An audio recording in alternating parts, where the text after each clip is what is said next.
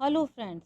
आज की कक्षा में हम महाकवि सूरदास कृत एवं आचार्य रामचंद्र शुक्ल द्वारा संपादित भ्रमर गीत सार में श्री कृष्ण का वचन उद्धव प्रति पहले करी परनाम नंद सो समाचार सब दीजो पद की व्याख्या करेंगे।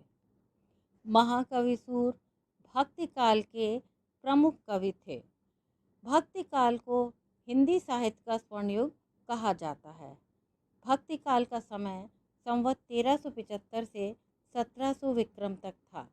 डॉक्टर श्याम सुंदर दास ने स्पष्ट रूप से घोषित किया है कि जिस युग में कबीर, जायसी, तुलसी, सूर जैसे सुप्रसिद्ध कवियों और महात्माओं की दिव्य वाणी उनके अंतःकरणों से निकलकर देश के कोने कोने में फैली थी, उसे साहित्य के इतिहास में सामान्यतः भक्ति युग कहते हैं।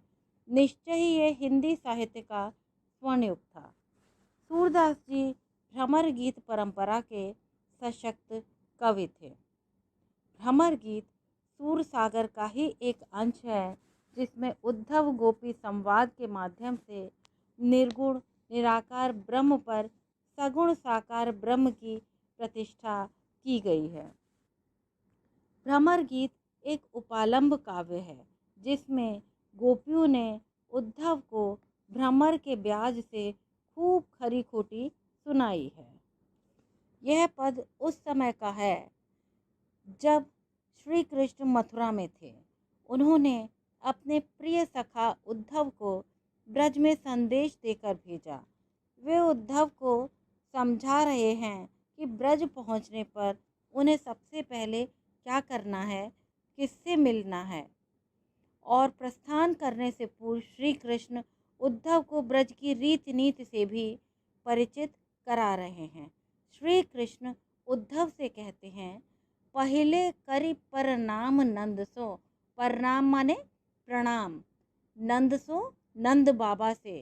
समाचार सब दीजो, यहाँ के समस्त समाचार दीजिएगा।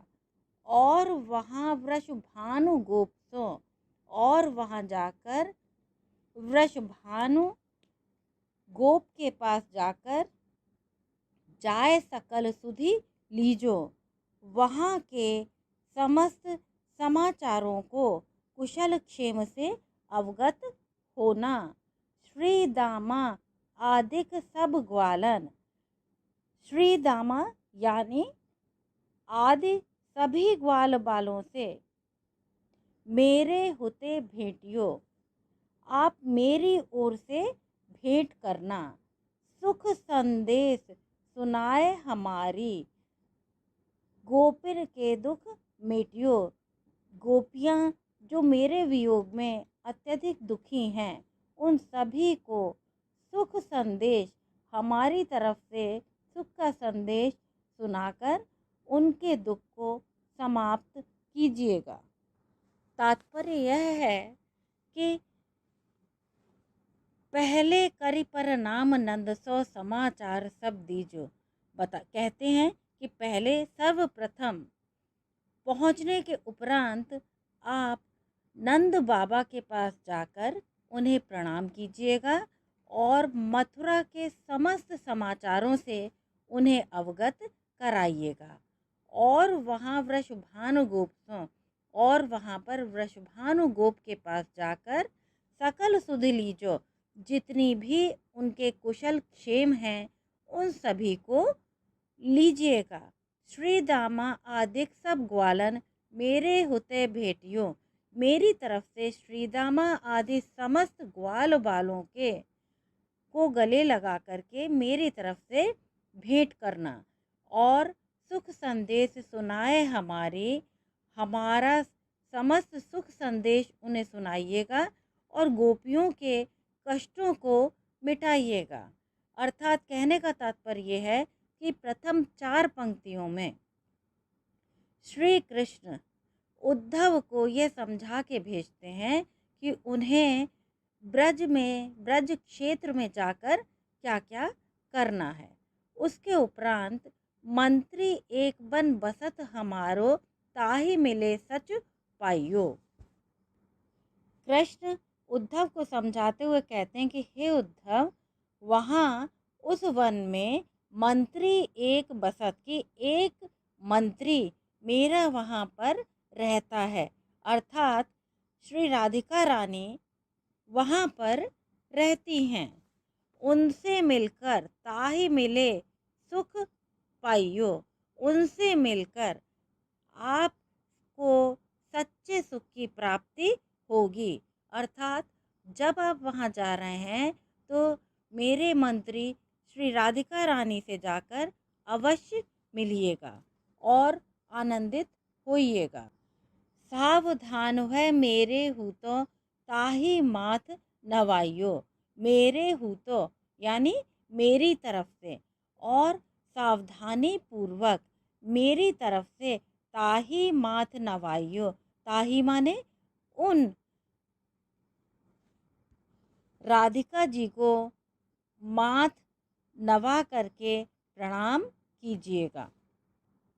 वहाँ वन में जो मंत्री है वह मेरे जैसे वस्त्राभूषणों को धारण किए रहता है। तो सुंदर परम किशोर वैक्रम चंचल नयन विशाल, वह परम सुंदर है, किशोरावस्था है तथा विशाल एवं चंचल नेत्रों वाला है। कर मुरली सिर मोर पंख पीतांबर उर बनमाल, यही नहीं वह मेरी तरह ही हाथ में मुरली लिए रहता है, सिर पर मोरपंख और गले में बनमाला धारण किए रहता है, और मेरी ही तरह पीतांबर भी कमर में लिपटा होगा। जनि डरियो तुम सघन बनन में ब्रजदेवी रखवार, जनि माने मना करते हैं कि तुम डरना मत, जब तुम उस घने जंगल के अंदर जाओगे तो वहाँ पर जनि डरियो तुम सघन बनन में, सघन माने घने वन में जाने के उपरांत तुम उस वन के अंदर घुसते हुए भय मत मानना, क्योंकि ब्रजदेवी रखवार, वहाँ की रक्षा, उस वन की रक्षा ब्रजदेवी करती हैं। वो किसी का भी अहित नहीं होने देती। वृंदावन सो बसत निरंतर कबहु न होत न्यार, वो हमेशा वृंदावन में ही निवास करती हैं, वो कहीं भी उसे छोड़कर अन्यत्र नहीं जाती हैं।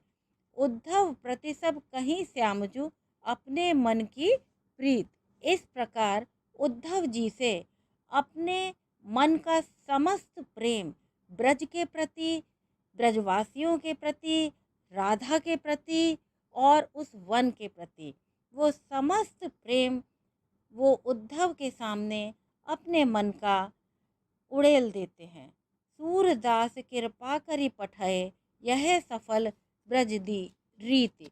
सूरदास जी कहते हैं कि हे उद्धव जी, आप वहाँ पर चले जाइएगा और ब्रज की रीति नीति समझकर कृपा पूर्वक अपने मित्र उद्धव को वो वहाँ भेजते हैं और कहते हैं यह सफल ब्रज रीति। इसी प्रकार यही ब्रज की पद्धति है, यानी इसी पद्धति का आचरण करते हुए आप ब्रज में जाइए, वहाँ आपको किसी भी प्रकार की कोई परेशानी नहीं होगी। यही ब्रज में प्रवेश करने का तरीका है, नियम है। इस प्रकार यह समस्त बातें समझा बुझाकर कृष्ण जी उद्धव जी को अपना संदेशा लेकर के ब्रजवासियों के पास भेजते हैं। आशा करते हैं इस पद की व्याख्या आपको समझ आ गई होगी।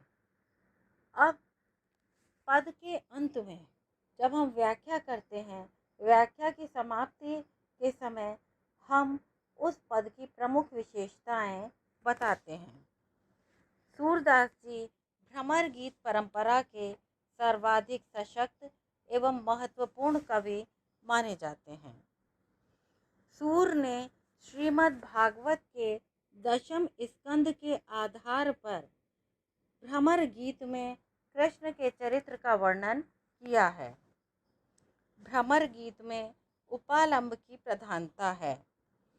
सूर के समस्त पदों में गेयता और संगीतात्मकता विद्यमान है। प्रस्तुत पद राग सारंग में गाया जा सकता है। हिंदी में सूरदास के अतिरिक्त भ्रमर गीत की रचना नंददास, परमानंद दास, मैथिली शरण गुप्त और रत्नाकर आदि ने की है।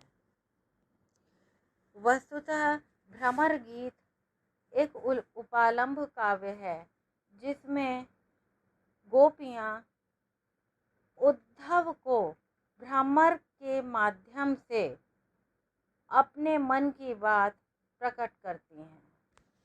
दूसरे शब्दों में कहें तो गोपियाँ भ्रमर के व्याज से उद्धव को खरी खोटी सुनाती हैं।